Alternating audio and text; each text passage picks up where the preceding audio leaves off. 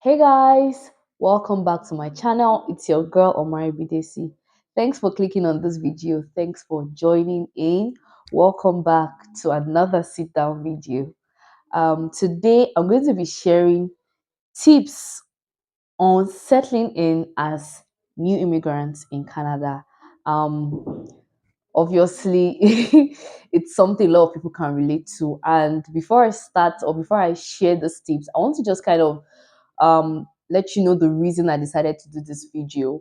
I've had lots of people send me DMs, make comments on some of my videos telling me how they've watched lots of discouraging videos, from other YouTubers, from other content creators, both on YouTube and other social media platforms. And, they've watched videos that has discouraged them completely, that has made them lose their hope or lose their interest in, pursuing their relocation journey. And on coming to my channel, they found their hope again. They found some sort of motivation. So, and I've also watched some videos from other content creators, sharing their negative views or some of their negative views on being new immigrants or immigrants in other countries, Canada and other countries.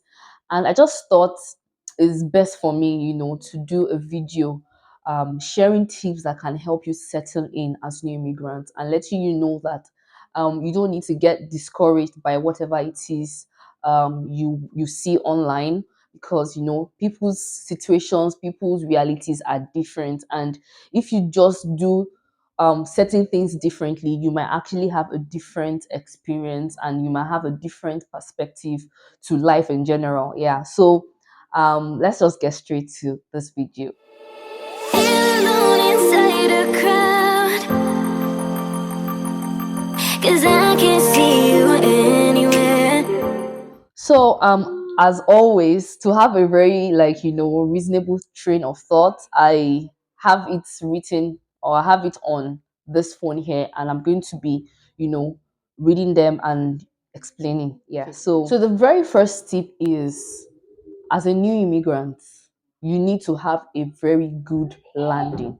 When I say a very good landing, you need to know the very first place you would be landing, where you're going to spend the night, where you're going to drop your things, where you're going to relax. It could be your apartment if you're able to get an accommodation from Nigeria. Don't worry, I would do another sit down video telling you my story or how we got our accommodation. Just watch out for that video. So it could be that. It could also be an Airbnb, a family's place, a friend's place, or an hotel. It's very important to have a very good landing. Make sure before you set out to travel, before you can start planning that, even before you get your visa approval, your permanent resident, or your COPR, or your work permit approval. You can start planning where you're going to land. It's very important. If you don't have a good landing, it destabilizes you from the beginning. It makes you have a very negative, experience. If after going through the stress of immigration and all those things, you end up not having a very good place or not knowing where you want to stay, or maybe you just had to do like a rush hour. Let me stay at an Airbnb or let me stay at this person's place, and it wasn't something you planned out on time. So as much as you're thinking of your visa being approved, you're thinking of getting your admission as a student, you're thinking of getting your COPR and all those things. Also, on the other hand, be planning on where you're going to stay. It is very, very important because it's the beginning of your settlement. If you don't get your apartment, maybe for one reason or the other, and you get an Airbnb, plan that well. Am I going to get an Airbnb for a month? Am I going to get an Airbnb for 2 weeks, for 3 weeks? From the Airbnb, what's my plan? Do I have people that will take me around to find an accommodation? Those are the things you have to start doing, even from Nigeria. Have your budget for that very first month if you don't have your accommodation. Have it in your mind that, okay, I'm going to use 1 month to look for accommodation. So that's just an example. So I'm going to get my Airbnb for 1 month. because people have issues with getting an Airbnb for 2 weeks, and for one reason or the other, they're not able to get an accommodation immediately, and they have to move from one Airbnb to another because that Airbnb would most likely have been booked by another person. So you end up having to pack all your load with all your family to another Airbnb or to a hotel, depending on what you have available, what you can afford. So it's very, very important to have those things in your mind when you're trying to relocate. Now, the very second thing that is very important, and this helps you because those are the things you have to start having in your mind to help your to make your settling in easy, is all the necessary, registrations, documentations, processes that you need to do. You start doing them as early as possible. If you need to get your SIN, for permanent residents and for students, if you need to apply for your health card, if you need to apply for your child benefits, all these things are things that you have to put at the forefront because you would benefit from it early if you apply for them early. So if you have a family friend, if you have a friend, if you can ask them, okay, do you have any, can you take me to this place? Ask people around. If you don't have anybody around you to take you, how can you use the bus? How can you take the bus? What are the things you need to do? If you can't, take the bus, you probably have to take a taxi, but you need to know where you're going to go to apply for these things. So those are the next things or the next step you have to have in your mind when you want to settle in. Because once you do those things early, you get to focus on other things. Some people don't necessarily even know that they need to do certain things or the time they need to do them. So they kind of slack and they say, oh, I'll do it tomorrow. I can't do it today. Oh, I'll do it next tomorrow. But if you have it in your mind, you know that, okay, this, you do this first, you do this next, you do this next. So the earlier you do these things, the better. So that's that for the second thing. Getting all your documentation ready, getting all your registrations and everything you need to do done as early as you can. Yes. So that leads me to the third. The second one leads me to the third one, which is getting a family doctor. Like I said, you need to get these documentations. And one of the documentations or one of the registrations you need to do is your health card. You need to register for your health card. And it's sometimes you get lucky, they give you your number instantly, and they will mail your card to you. But sometimes you might not even get your number instantly. Like for us, we weren't even given our number. We had to wait till they mailed the card to us before we could even do anything. So if you do it early and you know that you're going to wait for a couple of weeks, you know that at least because you've done it early, give it a month or a month and maybe and a week you get your card. Do you get my point? So the earlier the better. And as soon as you get your card, the next thing is for you to start looking for a family doctor. Now, it's not easy to get a family doctor, or it might have been easy in the past, but it's no longer as easy as it used to be getting a family doctor because it's saturated. If you understand what I mean, there are lots of new immigrants and there are less doctors. So you have to understand that, and the if you understand that, it's going to kind of help you manage your expectations on that aspect. Excuse me. So you can just be patient. If you have a clinic close to you, you can try and walk in to that clinic and ask if there's vacancy for them to take in, patients, or if there's an opportunity for them to be your family doctors. There's no harm in asking. They will tell you if there's space or not. If there isn't space, you can try and Google, go online, do all those things.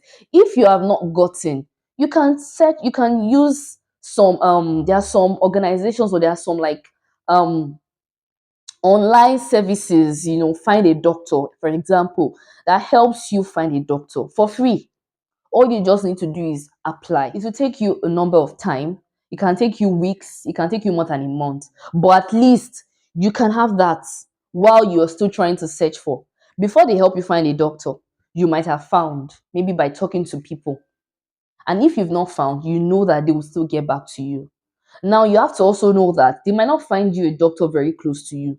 You have to just have that in mind. And it's just because the clinics close to you might have been saturated, it might have been filled with patients. So you just have to manage that expectation and know that what at least is better than nothing. Do you understand?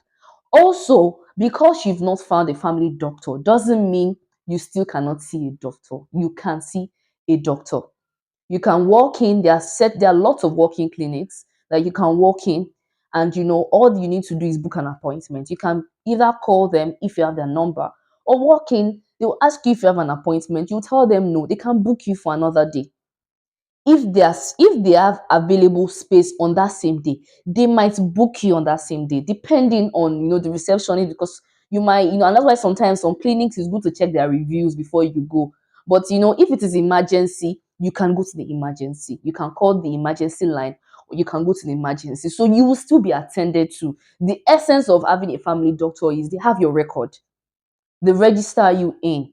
So they would have your medical history. They will do all the necessary tests for you and your family. And it's just, having the people that you can always keep reaching out to whenever you need help than just going to a clinic, they'll see you and you go back home. And the next one that helps you settle in is connecting with people.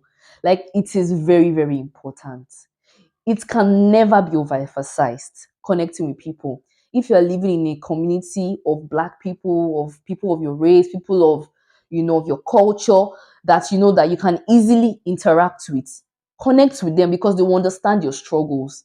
They will understand that you are also a new immigrant, just like they used to be. So you can connect with them and ask them questions. Ask them, how is it? How was it like? What do I need to do? Where do I need to get resources?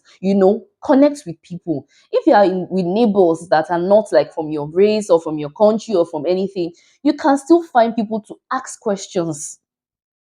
You can ask them some questions. You can also join groups. I'll still keep talking about these groups. You can find out from people, even your neighbors, is there any group for mothers in so and so province? Like, I'm in a group for mothers in Winnipeg. Is there any group for mothers in Winnipeg? Is there any group for new immigrants in Winnipeg, in Manitoba? There are different groups. Ask people around you. If you don't ask, you will not know. So, whatever province you find yourself in, if you don't share your problems or you don't talk about your worries, you won't be able to find solutions. So, ask. And you will find out that there are actually organizations, there are actually groups, there are actually things that you can join so that you can ask questions and get appropriate information. Most of the things you are going to benefit from in Canada, you have to apply for it. Anything that you're going to benefit from, they won't bring it to you. You have to apply for it. Even if you're eligible, you still have to apply. And how do you apply for it if you don't have the information about it? How do you apply for it if you don't know where to apply from? And how do you know all these things if you don't connect to people? You have to connect to people. You can't just stay on your own or stay in your bubble. So connecting with people is very important. It also helps us stay sane. It helps us stay sane. It helps us stay like know that we're not alone in this relocation settlement journey. That's the next point. Now, my next point is that's my fifth point, I think, is acclimatizing yourself to the weather. You're in Canada. Canada is a cold country. Canada is a country that their winters or the winter is no joke. In as much as you're not a fan of the cold, you are going to have to live in it. You're going to have to live with it. You're going to go for grocery shopping. You're going to go for something. Even when you have a car, you are still going to have moments that are going to even walk from your car to a place. So you need to try, because my belief is this is the situation. You can't fight it. So why not learn to just appreciate it a bit? Why not learn to accept it a bit? Why not learn to see it as, I don't really like the cold so much, but it's not so bad. Trust me, some people have activities for this cold. Hockey is played during this cold. People go ice skating. People do a lot of things during this cold. Yes, you're still new immigrants. We're still new immigrants, so we can't just jump and start doing all those things. But there's nothing wrong in taking walks. There's nothing wrong in dressing up for it and knowing that I can still go to a convenience store in the cold, and it's not going to be. I'm not going to die. So you need to start acclimatizing yourself. You might never get used to it. It might never be an amazing thing, but it can be manageable. It can be acceptable. So acclimatizing yourself for the cold and dressing appropriately, knowing that okay, I have to now start, because probably what you bought from your home country might not be the best winter gear, especially if you come in during the winter. If you came in during the summer, or if you come in during the summer, you won't have any problem, because you would have gotten yourself acclimatized to the environment, and you would know where to get what for the coming winter. But if you came in during the winter, no matter what you buy from Nigeria, it will not do. You need to have it at the back of your mind that is one of the things you do early, getting the appropriate gears. Gradually, you might not be able to buy everything all at once, but gradually you buy the most important one, which is the winter jacket, then get the boots, then get the mittens and all those things until you are able to get everything that can help you, handle the cold a bit. I go out with my daughter in very cold times, like on Mondays, I take her to play dates. And trust me, if I dress up very well, I don't feel the cold. I don't see the difference between -20 something and -8. It's not because it's not cold, it's because I dress up appropriately for that -20 something. I have a -50 winter jacket. I have a balaclava. I have my meeting. I don't use gloves. So I dress appropriately for it. I put my baby in a stroller. I cover her stroller. I dress her appropriately for it. And we take the bus. I don't take the taxi. So that has helped me, and I enjoy the walk. Like from my house to the bus, it's not that bad. Yes, I still feel the wind. I wouldn't lie. I feel the wind because the windshield makes it more intense. That's why you have minus something actual weather, but the real feel -20 might be the weather, but the real feel can be -30 something. It's the wind that makes it feel more than it is. I feel it, but it's something I can live with. It's something that I can manage because I have dressed for it. So that's all about that. Try to acclimatize to the weather. Try to just find the beauty in it. You understand what I'm saying now? Now, my next one is job search, because that is the part that everybody gets worried about. Job search. So it's good to look for a job, obviously, depending on what your family is like, depending on your plans, it's something that you have to talk about from your home country. Some people start searching for jobs from their home country, from Nigeria and whichever countries. Whereas some people start searching for jobs when they relocate. Some people start searching for jobs immediately they relocate, and some people wait like for a while before they start searching for jobs. It depends on you and what works for you. It depends on how much you brought with you. It depends on your proof of fund. It depends on your mental state. Some people are not ready to rush to start searching for jobs because they probably have been working up until when they even were about to start travel, and you want to just rest for like a month. It depends on what works for you. When you're ready to start searching for jobs, gather all your documents. When I say your documents, I mean your resume. Gather your resume appropriately, and you can't just write anyhow resume. When I say anyhow resume, write it the way you write it in Nigeria. You need to know what it's like looking for jobs in Canada because it's different. So you need to know how to write your resume for different jobs you're looking for. You need to have that in mind. You need to know that okay, there are entry level jobs, there are survival jobs, there are jobs at your level from Nigeria. Some people get lucky and they get jobs at their level, like jobs in demand, tech, and even some other professions. Some people need to do some licensing. Some people need to start from scratch. When I say from scratch, entry level. Some people don't even have work experience, but they will still get jobs because there are some jobs that don't require work experience. They just require your motivation, your zeal, your attitude, and all those things. So you need to know all those things. That's why sometimes there's nothing wrong in trying to look for jobs, but so that you don't get too overwhelmed, you don't get too worried, you don't get too sad, manage your expectations on that aspect and be open-minded. Know that I might look for jobs and I might not get it. I might not get it immediately. I might not get in my first 10 trials, first 5 trials, first 50 trials. Now know that, okay, let me re-strategize. Do I need to look for another type of job while, just to survive, while I now, continue, know what I need to do, know what I'm doing wrong, that I've not gotten this particular job in my profession? Or do I need to get another, maybe somebody to help me with my resume? Do I need to, there are a lot of things you need to now reevaluate.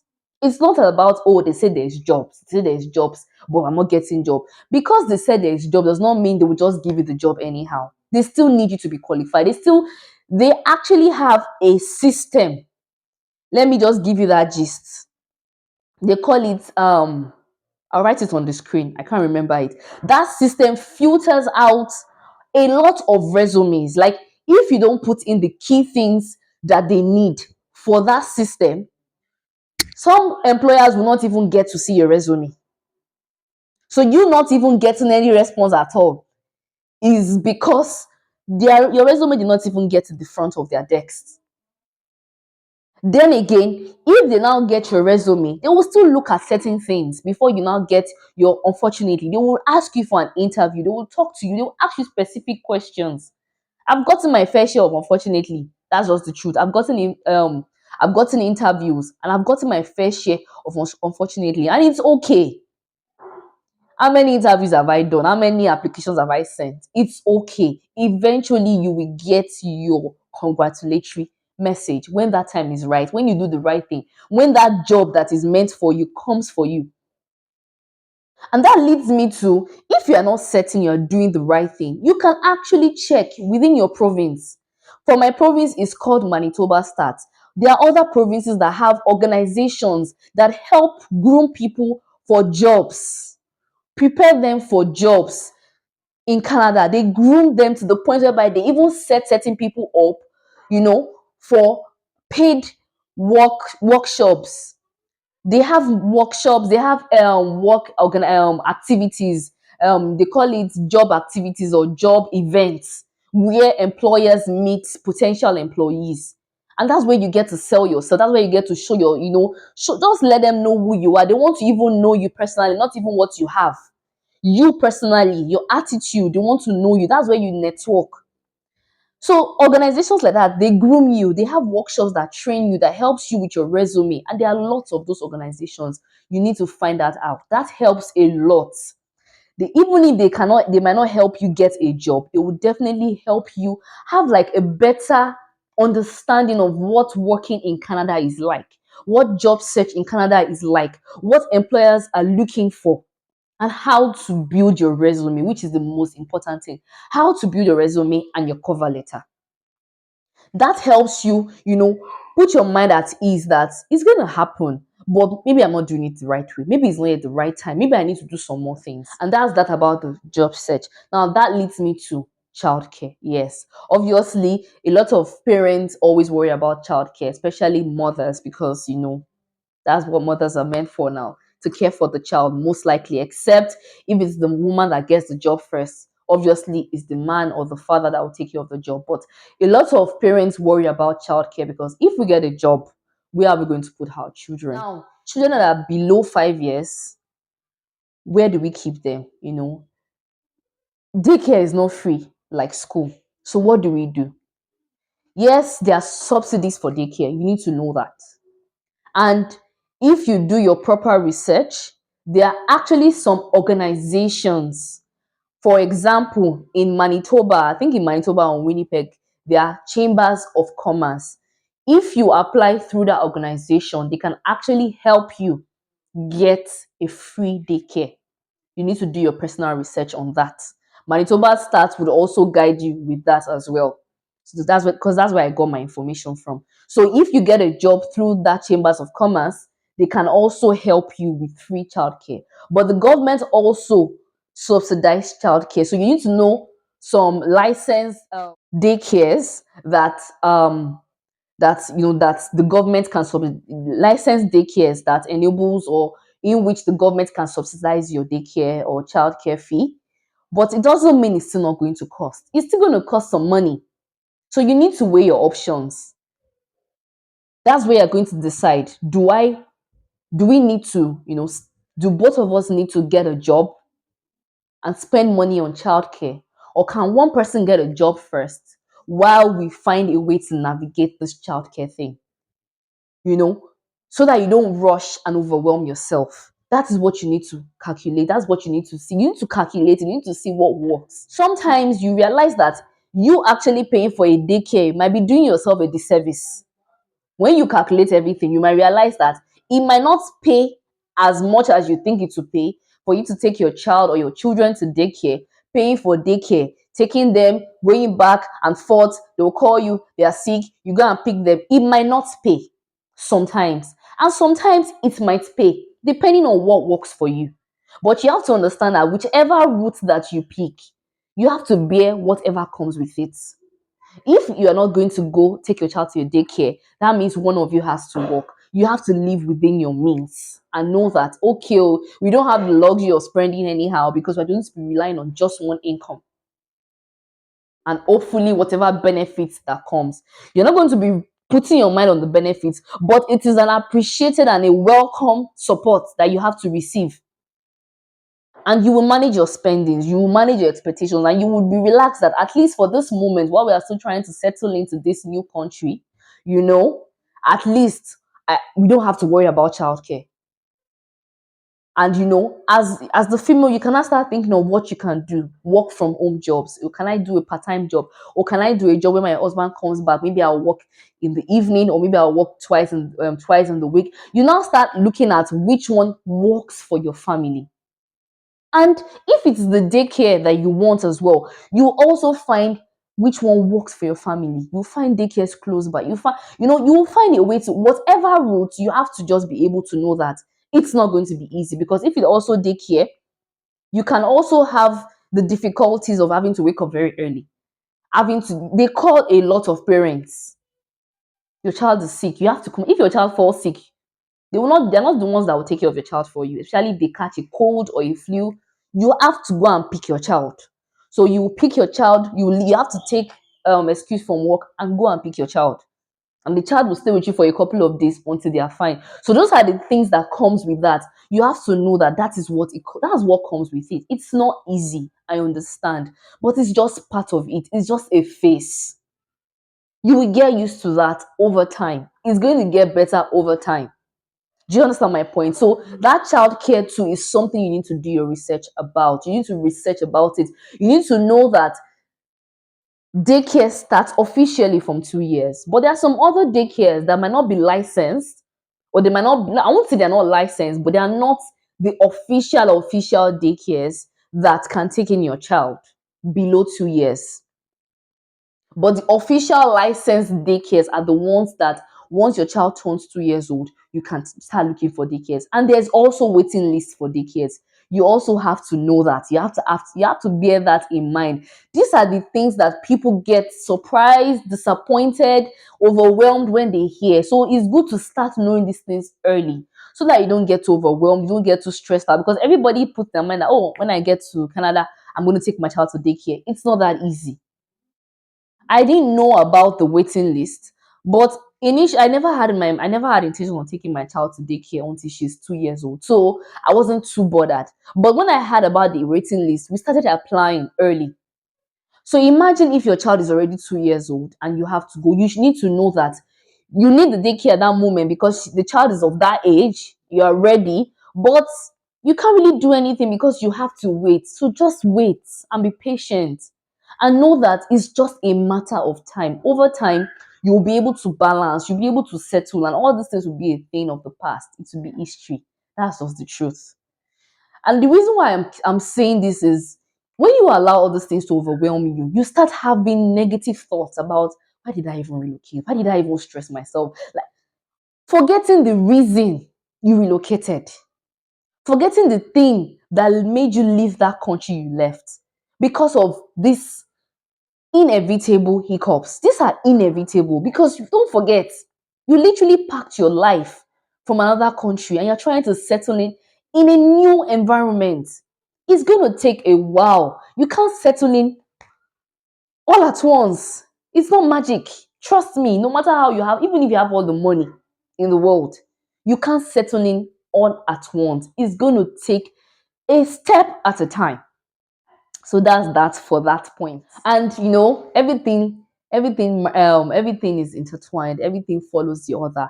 Like I said, you take it a step at a time. And that's my next point. I've even said it all. You need to take it a step at a time. It's long, but I need this video to come out. I need everybody to benefit, or whoever needs this video to come out, because these things help. It's going to help you settle. It's what has helped us. Taking it a step at a time. It's a matter of the mindset. You cannot get it done all at once. Oh, I want to get a job. Oh, I want to have everything in my house. Oh, this money we need to make. You can't get it all at once. From your furnishing of your house to the job to the everything, you have to take it a step at a time. I know it's not easy. I know some people's, proof of fund might not be enough. But you can calculate. Some people actually come with proof of fund for 3 months. And they plan that by God's grace, I pray at least one of us, and the truth of the matter is, if worst comes to worst and you don't get that, office job, the customer care job or the job in your field, you can get your one person, if it's not you, your husband can get a survival job. If worst comes to worst, you have to prepare your mind for that. That if I have done everything and our money is about to finish, I can get a survival job that can at least pay a certain of the bill, a portion of the bill, that can do something. And don't forget, there are also resources that you can benefit from for free. And you need to prepare your mind to benefit from those resources for free, so that you don't spend money on those things that you could have gotten for free. Food, furnitures, clothes, name it. So you have it at the back of your mind. If worst comes to worst, my husband can work in a factory. If worst comes to worst, I can work in a grocery store. Just for that moment, do not be ashamed. Do not be ashamed. It's you that know the shoes you're wearing and you know where it hurts. So you don't need to be like afraid that, if I don't get a job, the money will finish. You will get a job. It might not just be that type of job. Just for the moment, while your husband is doing that survivor job, he will still keep sending his applications. And trust me, he will get interviews. He will get calls. Eventually, he will get a job. Same for you. There's a reason why they want us to have proof of fund for 6 months, because they know that you might not be able to get good financial standing, good financial balance in that first 6 months. You might not get a job, you might not get a high paying job. So that's why they want. But I understand that we might not be able to afford that. That's just the truth. So you can start planning for 2 months, 3 months, and be realistic with yourself. So you take it a step at a time. You know what to prioritize. When it comes to food, when it comes to furnitures, clothing, I've not used money to buy one clothes since I came here. The only clothing I've bought is my winter jacket since I came here. I manage what I brought and the things I've gotten for free. That's just the truth. I don't even shy away from getting things for free, because those things are there for people who need it. And I know that I need it at this moment, so why not benefit? When I also have, I would also support others by God's grace. So why not benefit now? I need to help, balance things out. Things that you should have spent money on. Oh, my child does not have these clothes, does not have these shoes, does not have these toys. You will not bother about that. And same with free food. Yes, same with free food. If you are getting free onions, free egg, free milk, free all those things, that particular money, you will not spend it for that week. And you're benefiting from it every 2 weeks. It's something. Don't be ashamed. So that you will save up your money. So these are the very, very important things you need to understand when it comes to taking it a step at a time. You will not settle in all at once. I can say it is just now that I can say, okay, maybe things are, we can relax. There are moments that we got a bit worried, but we didn't allow it to overwhelm us. It just helped us to think fast. My husband started searching for jobs. When he realized that his resume is not working, he's not getting any response, he applied for the Manitoba Start. And it has helped him to change his resumes. And trust me, he's getting responses, he's getting interviews. And the same thing for me. My resume has helped me I've gotten lots of interviews. The reason why I'm impaired in terms of getting a job is because of I have a child that I have to take care of. But we are living within our means. We are living very comfortably. Food is not a problem. We have where to sleep. Have not done any special furnishing of the house apart from the few furnitures we got from Center Flave. And you do what works for you too. I hope I'm not, rambling too much, but I'm just very passionate about that. So that is another thing, taking it a step at a time, not overwhelming yourself, prioritizing which one is more important, and letting the other one wait for a while. Now, another thing, and as I keep saying, all these things are interwoven. They are very interwoven. Another thing is you need to set realistic expectations. Please, it's very important. As a student, as a permanent resident, you need to set realistic expectations. At the end of the day, you are in a place filled with humans, not filled with angels, So you would still have to face some struggles. You will still have to face you will meet some people that will not treat you so nicely. And trust me, you will also meet some people that will meet you so nicely. You need to set realistic expectations on what you want to get from Canada. Some things you might not like some things, but don't be too disappointed like, oh, you now tag it as, Canada is not even all that. Oh, I went to downtown. I'm seeing a lot of homeless people. You will see homeless people. Oh, this place it has insecurity. They are robbing. They are jacking. They will still do that. You need to just know that, is it better than where you're coming from? Is there more opportunities? You focus on the positive. You'll be aware of the negative because you can't ignore that. You'll be aware of it and you work to avoid it affecting you. But you focus on the positive.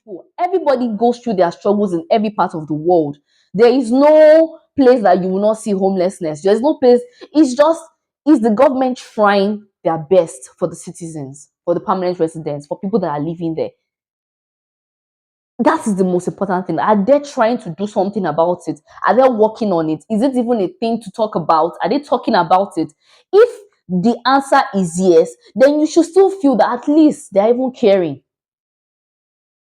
They might have not been able to solve the whole of the problems, but they are even still trying. So you need to manage your expectations. Like, it is not a perfect place at the end of the day. So you will still meet some imperfections. And it's still a country that they are still trying to build. They brought us here not to say they want to help our life. It's us that know that it is helping our lives. They brought us here because they want to grow their economy. So you should know that they also need some things. They need it. Some things I've seen that I didn't know about. But I didn't allow it to overwhelm me too much. Even the cold, no matter how I prepared myself for the cold, when I felt the cold, is different from what I was thinking. But I didn't allow myself to get overwhelmed because there are people to live walking around, living their life, going to work in this cold. So I also have to live my life. You understand? So that is very important. Setting realistic expectations, realizing that it is not a competition. That is another point. It is not a competition. Don't say because this person has this, I have to have this. Because this person has built a house in a year, I have to build a house in a year or buy a house in a year. Because this person bought a car, I have to buy a car. Yes, car is not a luxury, it's a necessity. But if you cannot afford it, you kill yourself. You will not kill yourself. You won't. So you will still manage the bus. People take the bus. People take it. I take the bus. So you will still manage the bus when you can afford it. If it is in 6 months, if it is in 1 year, you will buy it. Your struggles are different. Your priorities are different. Do you understand? Your responsibilities are different. So you cannot compare yourself with somebody else. If somebody got a job as soon as they step foot in Canada, and is taking you 3 weeks, almost 3 months, you've not gotten a job, don't be worried because of that person that have gotten a job. You just focus on what you need to do to get a job.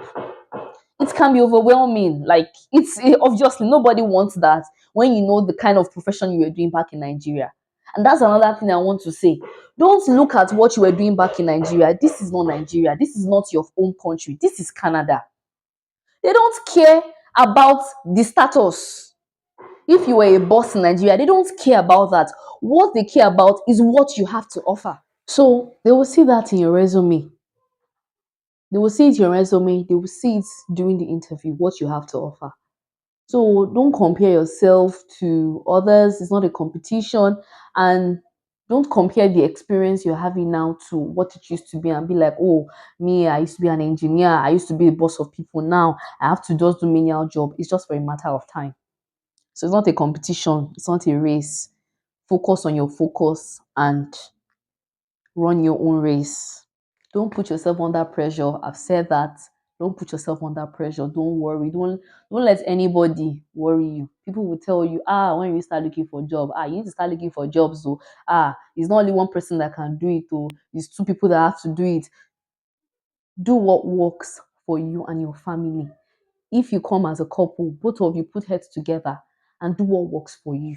Yes, it's true that it's good for both families, like the husband and wives, to work, but it might not be the case initially for a lot of reasons. Number one, childcare, and other reasons. Do you understand? Depending on your family dynamic. So don't let anybody, anything, anywhere put pressure on you.